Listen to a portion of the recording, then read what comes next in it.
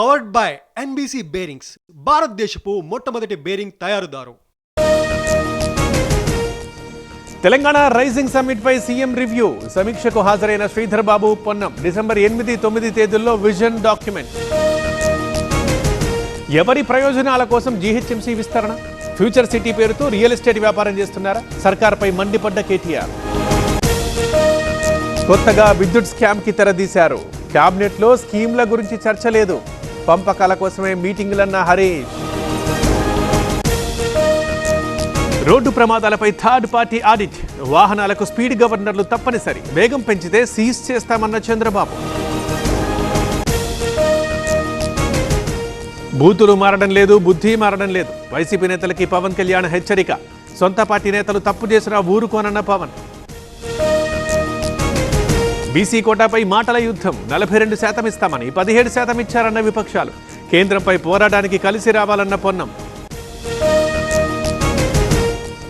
శంషాబాద్లో Safran aircraft services centre వర్చువల్గా ప్రారంభించిన ప్రధాని మోదీ.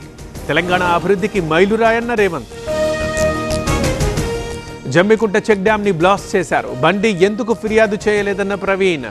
పెద్దపల్లి ఎమ్మెల్యే కామెంట్లు అర్థరహితమన్న కౌశిక్. విశాఖకి IGW hyper scale data centre. Data capital of ఇండియాగా మార్చుతున్నాం. మరో 98,000 కోట్లు వస్తాయన్న లోకేష్. పులివెందులలో 2వ రోజు జగన్ టూర్. బ్రాహ్మణపల్లిలో అరటి తోటల పరిశీలన. సర్కార్కి రైతులపై ప్రేమ లేదన్న జగన్. నెల్లూరు నుంచి జోగి ప్రదర్శన తీసుకొచ్చిన సిట్. ముగిసిన తొలి రోజు విచారణ. విజయవాడ జిల్లా జైలుకి తరలింపు. ఆదోని జిల్లా సాధన కోసం దీక్షలు. మద్దతు తెలిపిన టీడీపీ నేతలు. సీఎం దృష్టికి తీసుకెళ్తామన్న జిల్లా అధ్యక్షుడు. 5 గంటల సేపు ధర్మారెడ్డి విచారణ. నిన్న భూమనను విచారించిన సిఐడి. డిసెంబర్ 2న హైకోర్టుకు నివేదిక. కొనసాగుతున్న ఐబొమ్మ రవి విచారణ. మరో 3 రోజుల కస్టడీకి అనుమతి. ఇప్పటికే 5 రోజులు విచారించిన పోలీసులు. ఇండోనేషియా దగ్గర తీరం దాటిన సెన్యార్. నైరుతి బంగాళాఖాతంలో మరో అల్పపీడనం. 29 నుంచి డిసెంబర్ 2 వరకు ఏపీలో వర్షాలు. ఛత్తీస్గఢ్లో కొనసాగుతున్న లొంగుబాటు. 41 మంది మావోయిస్టుల లొంగుబాటు. 1,19,00,000 రివార్డు ఉందన్న ఎస్పీ.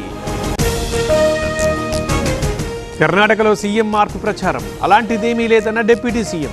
ఎమ్మెల్యేలంతా ఐక్యంగా ఉన్నారన్న శివకుమార్. ఎస్ఐఆర్ 2.0 పై సుప్రీంకోర్టులో విచారణ.